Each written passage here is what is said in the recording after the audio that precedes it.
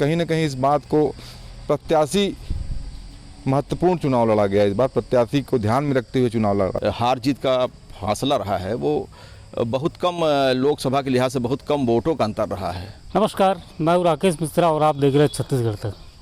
आज हम कोरबा लोकसभा में जिला गोल्ला पिंडा मरवाही के पत्रकारों से चर्चा करेंगे कि कोरबा लोकसभा में किसका माहौल तगड़ा दिख रहा था, इस बार क्या था चुनावी समीकरण। हमारे साथ पंडित माधव राव सप्रे प्रेस क्लब के सदस्य हैं, वरिष्ठ पत्रकार हैं, उनसे चर्चा करेंगे कि इस चुनाव में क्या देखा उन्होंने, किस तरह का माहौल था और कौन सी पार्टी इस बार अपना जो परचम है वो लहराएगी। हमारे साथ जिले के वरिष्ठ पत्रकार हैं, उनसे चर्चा करते हैं कि क्या लगता है किस तरह का माहौल रहा इस चुनाव में और क्या लगता है कोरबा लोकसभा में कौन सी पार्टी इस बार अपना परचम लहराएगी। समझने की कोशिश करते हैं कि क्या था माहौल चुनाव का और किस तरह का देखते हैं पत्रकार इस चुनावी माहौल को। कोरबा लोकसभा का चुनाव हो चुका है, क्या लगता है कौन सी पार्टी का परचम इस बार तगड़ा था, कौन सी पार्टी अपनी बाजी मारेगी? देखिए, पार्टियों की बात करूं तो निश्चित में जिस तरीके से भाजपा ने 400 पार का नारा दिया था और उस पर इस चुनाव को लड़ा गया, भारतीय जनता पार्टी लगी। वहीं कांग्रेस भी इस चुनाव को राहुल के सपनों के भारत को लेकर चुनाव लड़ा गया। लेकिन कहीं ना कहीं इस बात को प्रत्याशी महत्वपूर्ण चुनाव लड़ा गया। इस बार प्रत्याशी को ध्यान में रखते हुए चुनाव लड़ा गया। प्रत्याशी महत्वपूर्ण था चूँकि सांसद इसके पूर्व जो ज्योत्सना महंत रही हैं वो एक गृहिणी महिला थी, राजनीतिक कोई पृष्ठभूमि नहीं रही, बस उनके पति राजनीतिक थे, राजनीति से लंबे समय जुड़े थे। जबकि जो सामने भाजपा की प्रत्याशी सरोज पांडे थी वो एक वरिष्ठ भाजपा के रूप में राष्ट्रीय भाजपा की उपाध्यक्ष रहीं और महिला मोर्चा की भी अध्यक्ष रही। तो एक बड़ा एक कद्दावर नेता सामने थी। तो इस हिसाब से ये कहा जाए कि मोदी का 400 पार और सरोज पांडे का व्यक्तिगत नेता होना ये एक महत्वपूर्ण कारण था। चुनाव का मुद्दा यही था कि सक्रिय राजनीति में सरोज पांडे लंबे समय से सक्रिय रही तो उनका लाभ जरूर उनको मिलेगा। आपको क्या लगता है, क्या देख रहे हैं आप? कोरबा लोकसभा का चुनाव जो इस बार था तो उसमें प्रत्याशी का जो व्यक्तित्व है वो व्यक्तित्व भी काफ़ी मायने रखा है। इस लिहाज से हम कह सकते हैं कि सरोज पांडे जी का जो व्यक्तित्व रहा है और उनके व्यक्तित्व पे जो वोट जो बढ़ेंगे तो उसका एक लाभ तो भाजपा को जाएगा। लेकिन एक बात और भी रहा है कि इस चुनाव में कांग्रेस की ओर से विशेषकर चूँकि कोरबा लोकसभा में आदिवासी समाज की संख्या ज़्यादा बहुसंख्यक है वो, और वहाँ पर जो एक बात कही गई कि आदिवासियों का आरक्षण नरेंद्र मोदी ख़त्म कर देंगे, ये भी एक प्रभावी फैक्टर समझ में आया। तो इसका भी थोड़ा बहुत प्रभाव तो रहेगा। तो इसलिए क्या है कि क्योंकि आज तक कोरबा लोकसभा में जो भी हार जीत का फासला रहा है वो बहुत कम, लोकसभा के लिहाज से बहुत कम वोटों का अंतर रहा है। तो कुछ ये भी फैक्टर जो हैं वो चुनाव में कहीं ऐसा ना हो कि एक निर्णायक स्थिति पैदा कर दें। ज्योत्सना महंत भी सांसद थी यहाँ पे, तो उनके सांसद रहीं वो, लेकिन देखिए एक बात इसमें ज़रूर है कि मैडम सांसद थी ज्योत्सना महंत, लेकिन जो चुनावी जो भी मैनेजमेंट है उसमें चरणदास महंत जी का जो एक मैनेजमेंट जो रहता है वो अपने आप में बहुत ही हाई लेवल का रहता है। और निश्चित तौर पे इस चुनाव में भी उन्होंने, पिछले चुनाव में उस चीज़ को उन्होंने दिखा भी दिया था और इस चुनाव में भी वो अपने मैनेजमेंट में पीछे तो नहीं रहे होंगे, ऐसा मैं मानता हूँ। इसलिए इस चुनाव के परिणाम को जो है अपन किसी भी तरीके से यह ना माने कि कहीं पर एक तरफा जाने वाला है। आरोप प्रत्यारोप का दौर भी काफ़ी चला, क्या देखते हैं किस तरह का माहौल था कोरबा में? 2019 की तुलना में यदि बात करूं तो ये चुनाव थोड़ा सा कांग्रेस के लिए टफ रहा है, क्योंकि जब 2019 में चुनाव हुआ तो 2018 में प्रदेश में कांग्रेस सरकार बन गई थी। कोरबा लोकसभा के 8 विधानसभा में 6 में कांग्रेस के विधायक थे, 2 सिर्फ 1 में भाजपा के विधायक थे।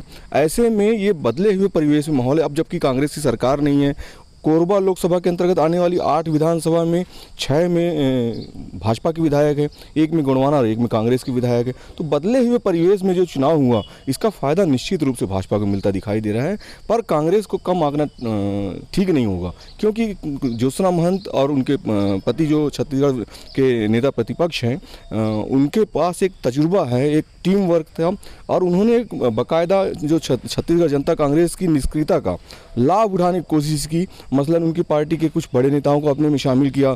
ज़्यादातर संख्या में लोग तो गए भाजपा के साथ, पर बड़े नेताओं की बात करें तो वो आए इनके साथ।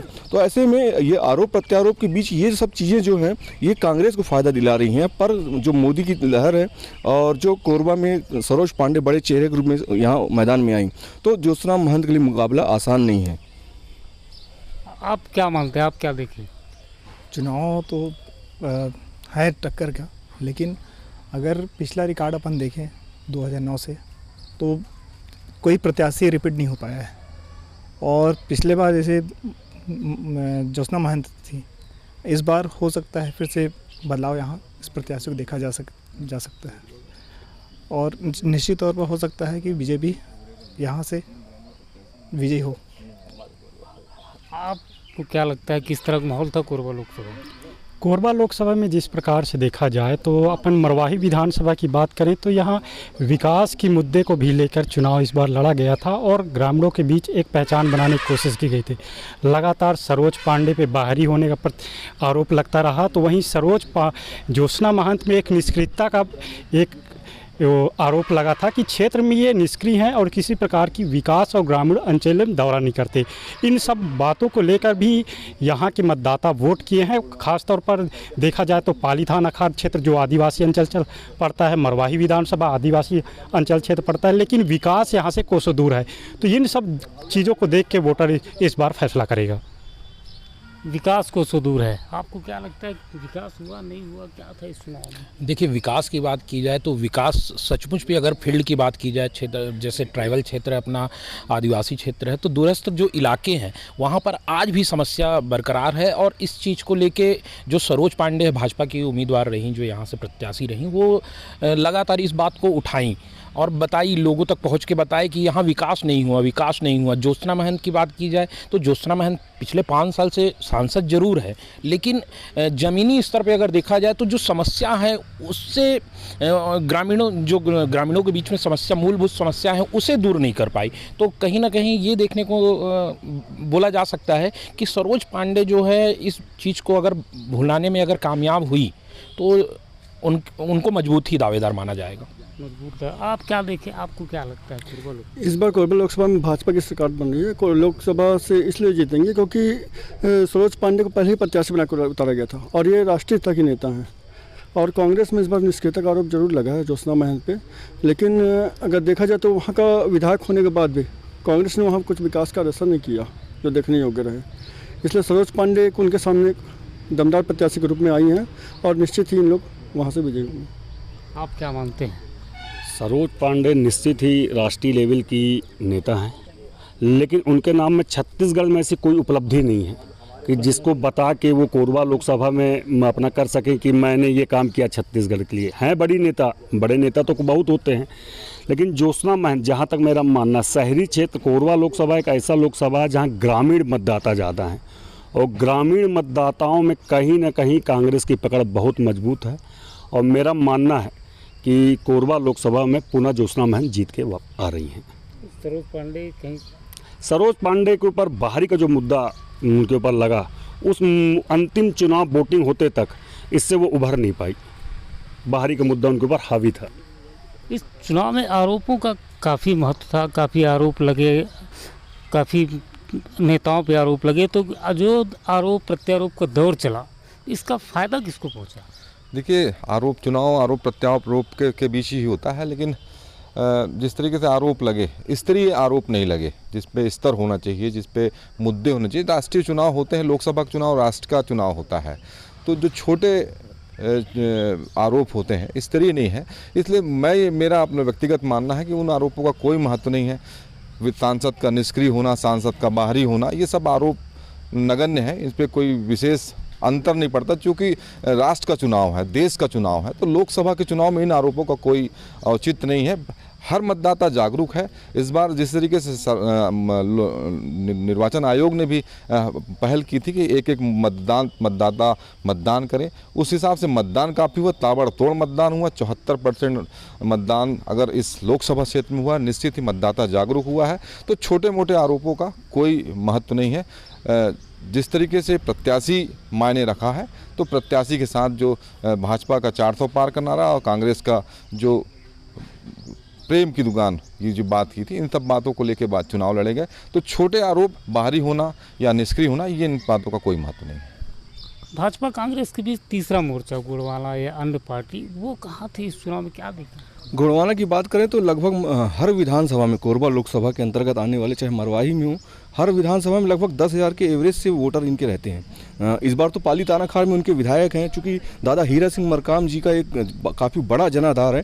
और गुड़वाना जो वोट बैंक है, ये प्रभावशाली वोट बैंक है। इनके जो मूवमेंट होता है, उसके आधार पर परिणाम प्रभावित होते हैं लगभग कोरबा लोकसभा के अंतर्गत आने वाली 4 विधानसभाओं में।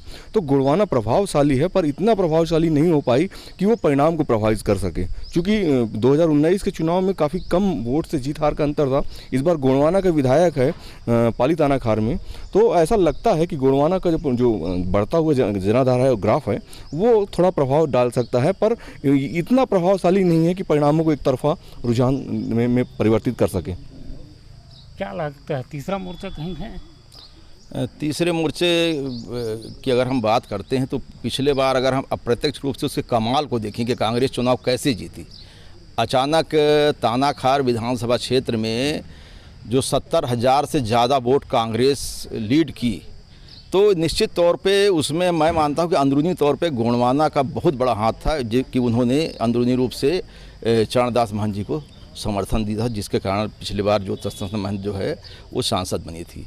और जो एक और भी बात है, देखिए जो कोरबा लोकसभा क्षेत्र है, यहाँ पर गोड़वाना का जो वोट बैंक है और दूसरा जो यहाँ पर ईसाई समाज के जो मत हैं, इनकी एक बड़ी संख्या है। और ये दोनों ही वोट जो हैं, मैं अगर इसको ध्रुवीकरण की बात करूँगा तो ये इनका ध्रुवीकरण कभी भी भाजपा के साथ नहीं दिखाई देता है। तो निश्चित तौर पे इसका जो फ़ायदा है वो कांग्रेस को मिलता है। ये हमारे साथ जिला प्रेस क्लब के सदस्य थे, वरिष्ठ पत्रकार थे, जो अपनी अपनी राय रख रहे थे कोरबा लोकसभा। अब देखने वाली बात यह है कि 4 तारीख को क्या निर्णय आता है और कौन सी पार्टी अपना परचम कोरबा में लहराती है। छत्तीसगढ़ तक के लिए राकेश मिश्रा, पेंड्रा।